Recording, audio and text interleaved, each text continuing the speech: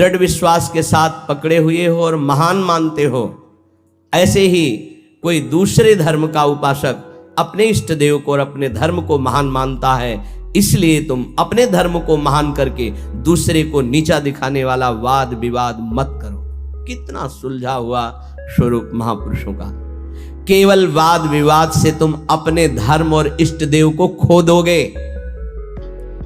दूसरे धर्म की निंदा करके, दूसरे के इष्ट देव की अवहेलना करके तुम अपने इष्ट देव और धर्म को खो दोगे, क्योंकि परमात्मा एक है और वही सब धर्मों का धर्म गुरु है, वही सब धर्मों का इष्ट है। एक बार एक महात्मा किसी नगर में से होकर जा रहे थे। संयोगवशात एक दुष्ट आदमी सामने से आया और वो क्रोधित होकर पीटने लगा।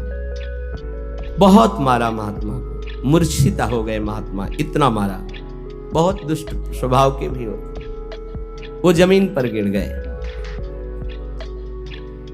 मारने वाला चला गया। कुछ श्रद्धालु आए, उनकी बड़ी सेवा की। जब होश में आए तब पूछा, महात्मा जी किसने मारा आपको? बोले, जिसने सेवा की उसी ने मारा है। जिसने सेवा की? वो कहा, महाराज आप तो मूर्छित थे, हम लोगों ने तो सेवा की है। बोले, बस जिसने सेवा की उसी ने मारा, दूसरा नहीं मार सकता। महात्मा जी ने कहा, जिसने मुझे पीटा वही सेवा कर रहा है, जो सेवा कर रहे हैं इन्होंने ही पीटा है। वो तो बड़े घबरा गए कि महात्मा पागल है क्या। तब उनके शिष्य ने जब सुना तो आए वहां दौड़कर। लोगों ने कहा, आपके गुरुजी पागल है क्या? तो बोले, नहीं, आप नहीं समझ पा रहे। जिस परमात्मा ने वो रूप रख करके पीटा, उसी परमात्मा ने आप लोगों को प्रेरित करके आप लोगों के रूप में सेवा की। हमारे गुरुदेव का मतलब ये भाव, ये आपके साथ जो निंदा अपमान तिरस्कार कर रहा है वो आपका आराध्य देव दूसरा नहीं है, वही आराध्य देव है। तुम्हारे किसी कर्म का मार्जन कर रहा है, ध्यान रखना।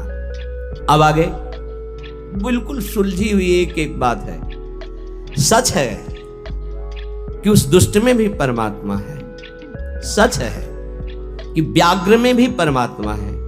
पर हम महात्मा को तो गले लगा सकते हैं, लेकिन व्याघ्र को, सिंह को गले नहीं लगा सकते।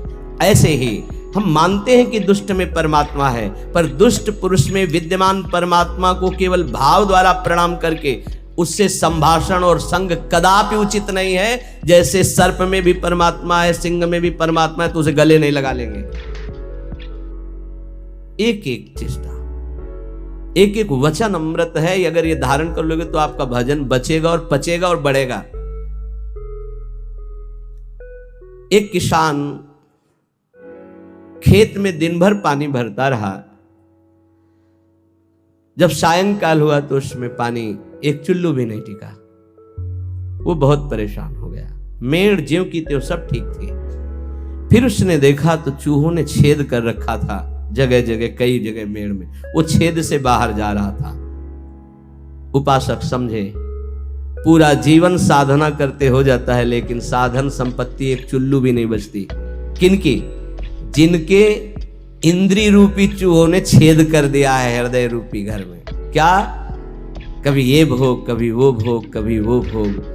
जो अपनी इंद्रियों को भोगों के संयोग में मनोरंजन करते हैं और साधना भी करते हैं, तो पूरे जीवन की शाम हो जाती, पर उनके हृदय रूपी खेत में एक चुल्लू भी साधन नहीं बचता, सब क्षीण हो जाता है। रामकृष्ण देव परमहंस जी कह रहे हैं, जब उपासक इंद्रियों के बिलों को बंद कर देता है, फिर कीर्ति की इच्छा उसके अंदर जागृत होती है, तो ये मेड़ टूट जाना होता है। अगर मेड़ टूट गई तो भी बड़ी जल्दी धारा बाहर निकल जाएगी खेत से जल की। कीर्ति की चाह उत्पन्न होती कि मेरा यश हो जाए। गई जीवन की भजन संपत्ति कीर्ति की चाह में गई। कीर्ति भजन को छीण कर देती है।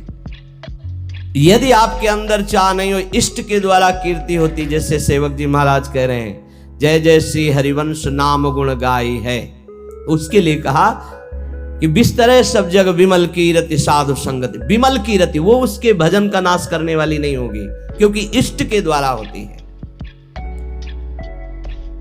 कीर्ति की चाह मानो उस किसान की मेड़ टूट जाना है। अर्थात उस साधक का बांध टूट जाना है साधना का। अब उसके आगे उपाधियां लगनी शुरू हो जाती हैं। ये बड़ा उपद्रव है उपाधियां, सरकार, भगवान, अवतार, न जाने क्या क्या। ये बिल्कुल नहीं स्वीकार करना चाहिए, बिल्कुल स्वीकार नहीं। सरक जाओगे सरकार के हाथ से। बहुत माया विचित्र है, बहुत विचित्र, बहुत सावधान। ये महापुरुषों की बातें हैं। अब साधक की जहां कीर्ति रूपी मेड़ टूटी, बंधे घाव हो गया वहां से। ये बालू का बांध है। ईश्वर की जितनी आराधना चिंतन सब गया, वो अपनी कीर्ति का स्मरण करके वो भूलना शुरू हो गया। प्रभु का अहंकार जो मिटाना था वो फिर बढ़कर वैसे ही तैयार हो गया। इसीलिए जन्म भर उपासक को सावधान रहना चाहिए, ना इंद्रियों की विलासता और ना कीर्ति और ना किसी तरह की सिद्धि की वृत्ति। सिद्धि भी बहुत बाधक होती है, भगवत प्राप्ति में बहुत बाधक। मन की बात जान, दुनिया का सब एक से एक अलग अलग क्षेत्र सामने का, एकाग्र दृष्टि से देख के संकल्प कर हिल नहीं सकता। एक कदम जैसा चाहे जितना हो उसकी आज्ञा का पालन करेगा ही करेगा। ऐसी बहुत सी, वे तो गुरुजनों की कृपा से इन खाइयों को नांगा जाता है। बिल्कुल दैन्य, बिल्कुल दैन्य। भरी सभा में नीच पुरुष द्वारा पिट जाने पर भी किसी भी तरह का कोई भी भागवतिक प्रभावना प्रकट करना, साधारण आदमी की तरह शांत एकदम, ये असाधारण क्षमता होती है। क्यों सह जाए सामने वाला जब इतना कर रहा? भगवान ने हमको तेज दिया, बल दिया है, क्यों सह जाए? बोले एक भाई अपने मुखौटे को लगाकर सिंह का और अपने घर में गया तो घर वाले एकदम भयभीत हो गए, लेकिन उसकी बहन ने उसको मुखौटा लगाते हुए देखा था। वो नजदीक गई और मुखौटे में थप्पड़ चल और उतार के रख दिया। रामकृष्ण परमहंस जी के समझे, ये कोई निज जन, निज संबंधी देख पाएगा कि इन मुखौटों में और कोई नहीं, मेरा प्रिय है, प्रीतम है, दूसरा कोई नहीं। ये जो गाली दे रहा है, जो अपमान कर रहा है, जो पीट रहा है, वो मेरा प्रीतम है जिसकी मैंने आराधना की है। वो किस लिए पीट रहा है? जैसे कुम्हार अपनी मटकी को पीट के देखता है, ठीक है, खरी है, कहीं से फूटी नहीं है, मजबूत है, इतना वार सह सकती है, तैयार हो। भगवान ऐसा लीला करते हैं, पक्का अपनी मटकी को बजवाते हैं, बड़े जोर से बजाते हैं। जैसे कुंभकार बाजार में मटकी रखता है, सिक्के से बजाता है, हाथ से बजा के दिखाता है, फिर कहता है इतने रुपए की है। ऐसे भगवान अपने भक्त को विश्व में दिखाते हैं, देखो कितना सहनशील है। मुखौटा कोई भी हो सकता है, ध्यान रखना, मुखौटा कोई भी हो सकता है, पहचानना आपको है। घर वाले भयभीत हो गए, लेकिन बहन भयभीत नहीं हुई, क्योंकि उसने देखा मेरा भाई मुखौटा लगा रहा सिंह का। ऐसे ही संबंधी जो भगवत संबंध, दास से सख्य, वात्सल्य, कांता, सहचरी, वो जान रहा है कि मेरा प्रीतम में मुखौटा लगा के बदल के आया है और मुझे गाली दे रहा, मेरा अपमान कर रहा है। नहीं, मैं डरने वाला नहीं, मैं समझ गया मेरा प्रीतम है। कोई भी भय उसे स्पर्श नहीं कर सकता। एक दिन एक सरकारी आदमी पिस्तौल रखता था और बहुत विलंब से आया। पत्नी ने कहा तुम इतना विलंब से क्यों आए? रोज तो इतने समय आ जाते थे, इंतजार करते हो इतना समय। उसका समय हो जाता है। कैसे हो जाता है? बोले ऐसे हो जाता है। पिस्तौल निकाली, गोली भरी और उसकी कनपट्टी में लगाई। तो ये सब दूसरों को धमकियां दिया करो। बोले असली गोली है, पिस्तौल है, तुझे भय नहीं लग रहा? बोले बिल्कुल पाई भर नहीं लग रहा। क्यों नहीं लग रहा? तो मेरे प्रीतम को ऐसा कर ही नहीं सकते। ऐसे ही भक्त, वो संपूर्ण चर जगत में अपने प्रीतम को सर्वान वस्तुतया निरीक्ष परम स्वाराध्य बुद्धिर्मम, वो भयभीत नहीं होता। शरीर को पूरा होना है तो उसी क्षण होना है, जैसे होना है, जिस विधान से होना है, मेरे प्रीतम उसी विधान का प्रयोग करेंगे, पर होंगे मेरे प्रीतम। सर्वस्व हरण करने वालों में मैं मृत्यु हूं, भगवान श्री कृष्ण कहते हैं। अब हमारे पास और कौन रह गया? मृत्यु रूप में भी तो प्रीतम ही आएंगे, और कौन आएगा? इसलिए जो सर्वत्र मुखौटे से हट करके दर्शन करता है, ये मुखौटे किनके हैं? बनावटी हैं। इनमें जो है वो है कौन? मेरा प्यारा, सर्वान वस्तुतया। क्रूरापि पापिनो, जो क्रूर हैं, पापी हैं, वो मुखौटा केवल ऐसा है, अंदर उनके परमात्मा बैठा है। हमें मुखौटा नहीं देखना, हमें अंदर रामकृष्ण परमहंस देव जी की वाणी। वो कह रहे हैं उस उपासक को कभी भय नहीं होता, कभी घबराहट नहीं होती, कभी डर नहीं होता, कभी अशांति नहीं होती, कभी दुख नहीं होता, जो सर्वत्र मुखौटे से अलग देखता है। इन मुखौटे से अंदर एकमात्र परमात्मा, कोई स्त्री का मुखौटा, कोई पुरुष का, कोई महात्मा का, कोई दुरात्मा का, कोई मूर्ख का, कोई विद्वान का, पर है अंदर एक ही परम तत्व। पानी और बुलबुला कोई अलग चीज नहीं है। बुलबुला पानी में ही उठता है, पानी में ही तैरता है और पानी में ही फूट कर पानी बन जाता है। ठीक ऐसे ही परमात्मा में ही जीवात्मा प्रकट होता है, परमात्मा में ही रहता है और परमात्मा में ही लीन हो जाता है। जीवात्मा कोई अलग चीज नहीं। जैसे पानी का बुलबुला पानी से ही प्रकट हुआ, पानी में ही रहता है, पानी में ही फूटकर पानी बन जाता है, ऐसे ही कोई स्वतंत्र नहीं है, उसी परमात्मा में विराजमान। अगर इतना जान लो तो तुम परमात्मा स्वरूप ही हो, ये परमहंस जी कह रहे हैं। देखो, रेलगाड़ी का इंजन वेग के साथ चलकर ठिकाने पर अकेला नहीं पहुंचता है, बल्कि लाखों लोगों को पहुंचाने की सामर्थ्य रखता है। जोड़ते जाओ, बैठते जाओ, इंजन में बड़ी पावर है। बोले ऐसे ही आचार्य इंजन है और अनुयायी जन आचार्य के डिब्बे हैं। कितने जन बैठ करके परम पद में, निकुंज में पहुंचते हैं। कभी भी ये नहीं सोचना चाहिए कि इतने लोगों का उद्धार कैसे हो जाएगा, इतने लोगों का कल्याण कैसे हो जाएगा, बहुत लोग जुड़े हैं, कैसे कल्याण।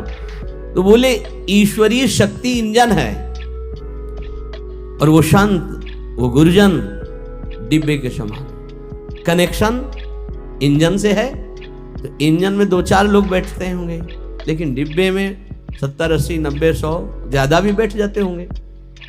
जनरल में तो ज्यादा ही बैठ जाते, कुछ बैठे, कुछ खड़े, कुछ पूरा सब, और सब वहीं पहुंचेंगे जहां इंजन पहुंचेगा। आप बिना टिकट के होंगे तो 2-4 थप्पड़ लगेंगे, थोड़ा टैक्स लग जाएगा, पहुंचेंगे वहीं। नहीं, बीच में अगर हो गया तो फिर उतारे भी जा सकते, उपद्रव होने पर, टिकट ना होने पर, पैसा ना होने पर उतार। इसलिए राधा राधा पैसा इकट्ठा कर लो, परम धन राधा नाम आधार। अगर जल्दी जल्दी में टिकट नहीं खरीद पाए हो तो थोड़ा ज्यादा लगेगा, पर राधा राधा राधा राधा पहुंच वहीं जाओगे। बात हमारी मान लेना। टिकट क्या है? निकुंज की ये जो मंत्र है, आचार्य संबंध है, आचार्य शरणागत से टिकट है। और जनरल में क्या है?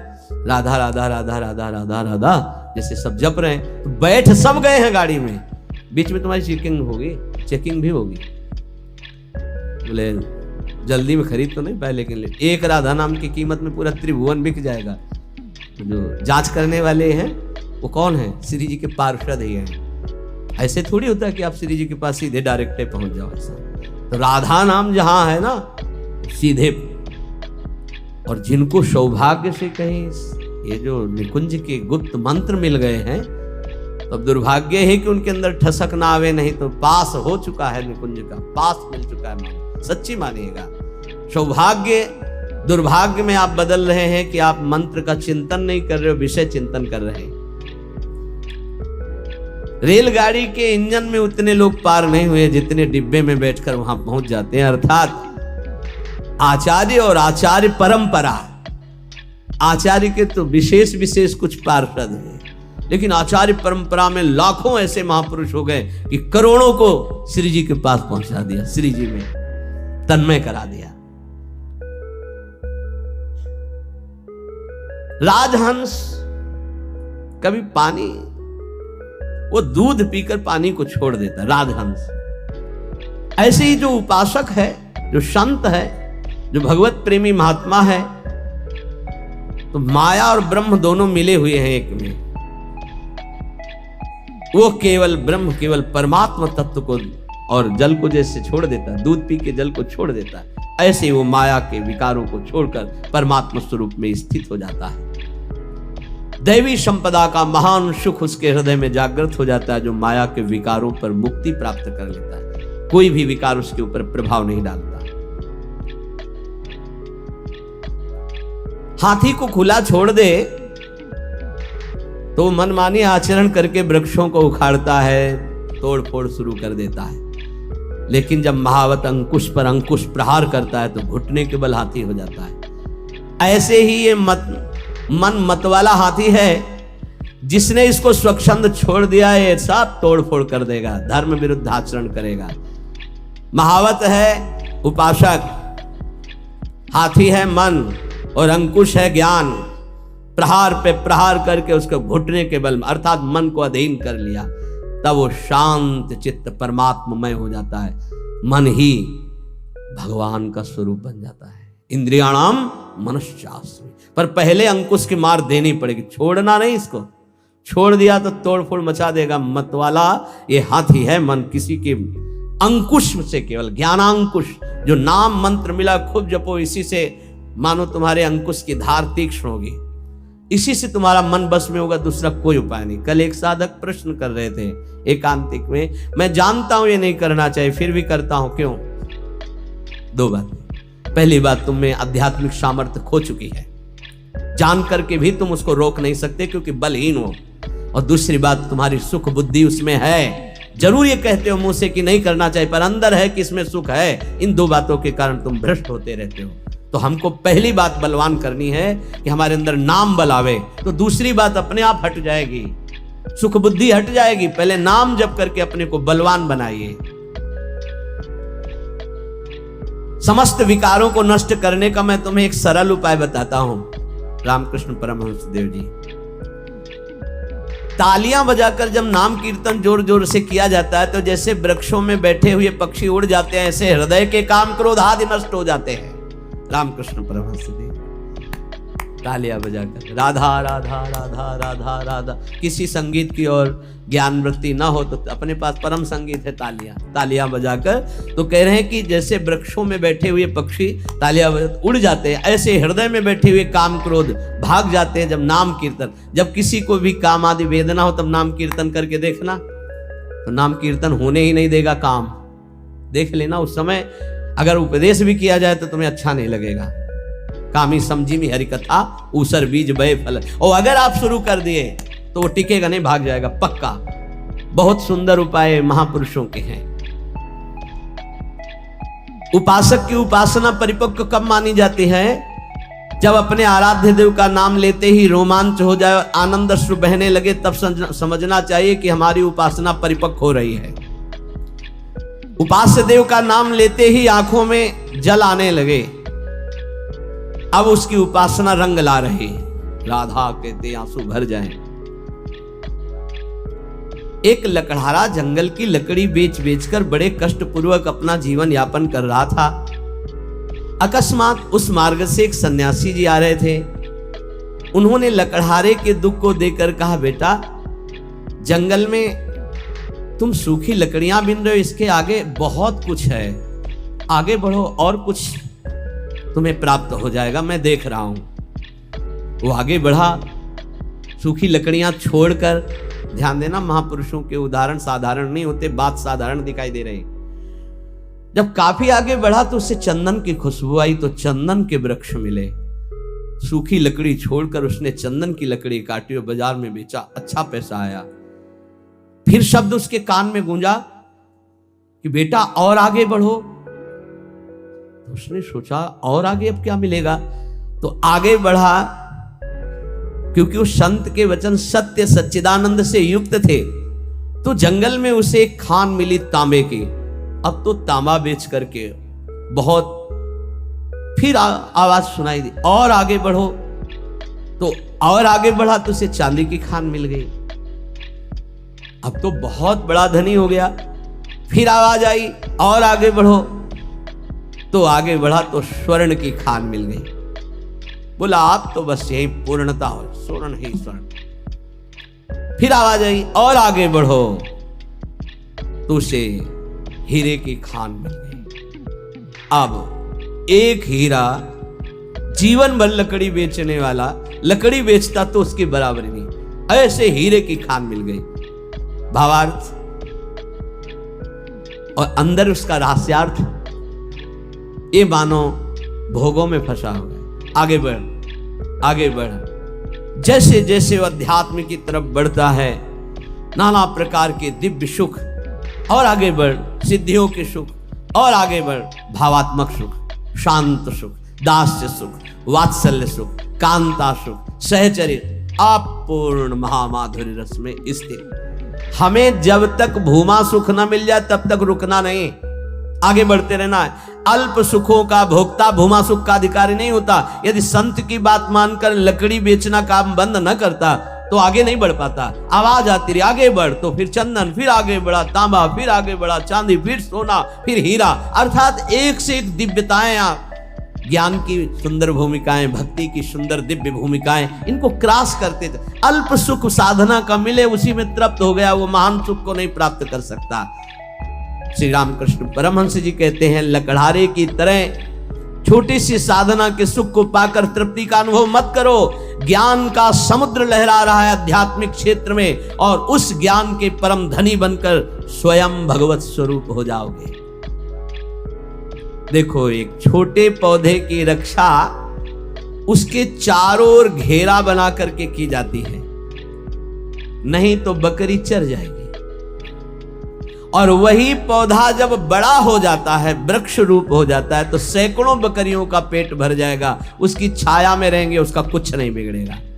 ऐसे ही जब भक्ति का छोटा अंकुर निकले तो कुसंग रूपी, बुरी संगति रूपी बकरी से बचना। बकरी का चरा हुआ छोटा पौधा किनगा बहुत ही मुश्किल देता है, क्योंकि डंठल भर रह जाता है, वैसे चुन लेती है। अर्थात यदि बुरी संगति हो जाए नए भगत को, तो पूरी भक्ति को ही वो नाश कर देगा, पूरा का पूरा नाश कर देगा। तो आप देख लो, आंखों के सामने दिखाई देता है। जब तुम्हारे हृदय में भक्ति, तो साधु संगति रूपी बाढ़ के अंतर्गत रहना। साधु संगत करे अनुदिन राति, अर्थात संतों के वचनों में केवल रहना, बस दूसरे की बातें मत सुनना, नहीं तो बकरी है, चर जाएंगे, किनगा भी नहीं निकलेगा दोबारा भक्ति का। ऐसे कितने उदाहरण जीवन में देखे हैं कि बड़े भाव से चलना चाहते थे, लेकिन भारी कुसंग हो गया, नष्ट हो गए, भारी कुसंग। जब वही भक्ति वृक्ष रूप हो जाएगी तो हजारों लोग नीचे आनंदित होकर विश्राम करेंगे, कुछ फर्क नहीं पड़ता, फिर निंदकों का कोई प्रभाव नहीं पड़ता। पर पहले भक्ति को वृक्ष रूप बढ़ने दो। ये कुवासना में लिप्त भोगी पुरुष, संसारी पुरुषों का संग जहर है। अगर इनका संग हुआ तो भक्ति का पौधा नष्ट हो जाएगा, ध्यान रखना। ये दुर्जन भेजे जाएंगे तुम्हारे पास, दुर्जन जो भक्ति को नष्ट करने वाले हैं, पर तुम इनका संग मत करना, तो तुम्हारी भक्ति वृक्ष रूप हो जाएगी। बहुत जोर से प्रभाव पड़ता है दुर्जनों का। भगवान का भरोसा और विघ्न अपने आप नष्ट हो जाते हैं, पर बड़े भयानक प्रलोभन, बड़े भयावह दृश्य संसार के ऐसे उपस्थित होते। तो कह रहे हैं कि ये तुम्हारे पास भेजे जाएंगे, भगवान से प्रेरित होकर भेजे जाएंगे, वो भेजेंगे। अब क्या भूमिका है, अब क्या भूमिका है? देखो, पत्थर चाहे सैकड़ों वर्ष पानी में पड़ा रहे, पर उसमें अग्नि उत्पादक शक्ति नष्ट नहीं होती। घर्षण करोगे पत्थर को तो अग्नि प्रकट कर देगा। ऐसे ही भक्त जब अपने हृदय में भगवत चिंतन की रगड़ करता है, तो अनंत जन्मों से हम विषय रूपी पानी में पड़े रहे, लेकिन हमारे अंदर दिव्य शक्ति है, हम उसे जागृत कर सकते हैं। रामकृष्ण परमहंस जी कह रहे हैं, तुम जितना नाम स्मरण करोगे तो तुम्हारे हृदय में घर्षण शक्ति से एक आध्यात्मिक बल प्रकट होगा। जैसे कई बार सत्संग में का अगर ध्यान दिया हो, दो लकड़ियों के घर्षण से जैसे अग्नि प्रकट हो जाती है, ऐसे ही जवान और नाम के घर्षण से आध्यात्मिक शक्ति प्रकट होती है। राधा राधा राधा राधा राधा। जैसे सैकड़ों वर्ष पत्थर जल में पड़ा रहे, तो इसका मतलब नहीं कि उसके घर्षण से चिंगारी नहीं होगी। ऐसे ही सैकड़ों जन्मों से मैं विषयों में पड़ा रहा हूं, इसका मतलब ये नहीं कि मेरे अंदर आध्यात्मिक शक्ति उत्पन्न करने की सामर्थ्य नहीं रह गई। मैं भगवान का अंश हूं। आज जागूंगा तो आज मैं परमात्मा प्राप्त हो जाऊंगा। आज हम में वो सामर्थ्य है, हम अपनी सामर्थ्य को जागृत करें। कैसे? नाम जी है जपी जागहि जोगी। नाम जप करके हम जगते हैं, हम अपनी शक्ति को जागृत करते। नाम ईश्वर का नाम जितना तुम जपोगे उतना ही हृदय प्रफुल्लित होकर महान पावर से युक्त हो जाएगा। बड़े बड़े महापुरुषों के वचनों को पकड़ लो। एक मनुष्य कुआं खोदना शुरू करता है, बस एक हाथ पानी रह जाता है और रोक देता, थक गया। ये 25 हाथ खोद चुका, फिर भी पानी नहीं निकला। अब तो लगता है नहीं निकलेगा और एक हाथ में पानी है। ऐसे ही साधक कभी कभी धोखा खा जाता है। बस भगवत प्राप्ति होने वाली है, उसको लगता है पूरा जीवन हो गया, अभी तक कोई अनुभव नहीं हुआ। अरे थोड़ा एक हाथ और खोद, स्रोत निकलने वाला है। रामकृष्ण परमहंस जी कह रहे, पर वो नादान एक हाथ में पानी निकलने वाला था, छोड़ दिया। दूसरी जगह कुआं खोदा, फिर छोड़ दिया, फिर तीसरी जगह कुआं खोदा, पूरा जीवन कुआं खोदने में लगा दिया, पानी नहीं पी पाया। समझ पाए? ऐसे उपासक है ये संप्रदाय, वो मार्ग, लेकिन पानी नहीं पी पाया चुल्लू भर। अगर एक ही ढंग से खोदता तो बस एक हाथ बाद स्रोत खुलने वाला था। एक गुरु, एक ग्रंथ, एक पंथ, एक मंत्र, एक संत, एक कंत, सांगो पांग उपासना पकड़ लो, निकल जाए। हमने देखा कि जो इधर उधर भटकने वाले वो जीवन भर भटकते रहते हैं, क्योंकि तलवार की धार पर चलने के लिए जो हिम्मत चाहिए वो गुरु बदलने से नहीं आती, वो चलने से आती है। ये जो बदलुआ लोग होते हैं ना, बदलते ही रहते हैं। व्यभिचारी की वृत्ति पातिव्रत धर्म से कभी एक नहीं होती, ध्यान रखना। होटलों को खाने वाला कभी एक रसोई में भरपेट जीवन भर नहीं खा सकता, उसको चाट लग गई है। ऐसे ही ये जो व्यभिचार प्रवृत्ति भक्ति में है, आज यहां कल वहां, परमहंस जी कह रहे 25 हाथ कुआं खोदा, छोड़ दिया कि यहां पानी नहीं हो, एक हाथ बाद पानी निकलने वाला था। फिर दूसरी जगह खोदा, फिर छोड़ दिया, फिर तीसरी जगह खोदा, जीवन हो गया। कुआं खोदते पानी नहीं मिला। अगर एक में ही उतनी मेहनत और कर देता तो करना ही नहीं पड़ती, एक हाथ बाद स्रोत था। जिस नाम, जिस मंत्र, जिस गुरुदेव का आश्रय लो, प्रेम भाव वाली परिवर्तन की बात अलग है कि हम प्रेम मार्ग में आगे बढ़ते चले जा रहे हैं, दास से शांत, सख्य, वात्सल्य, वो बात अलग है। लेकिन ऐसे भाव रखकर कि इससे तो काम नहीं बना, अगला खो देते हैं कुआं, फिर वहां भी काम नहीं बनेगा। ऐसे भटकते रहो।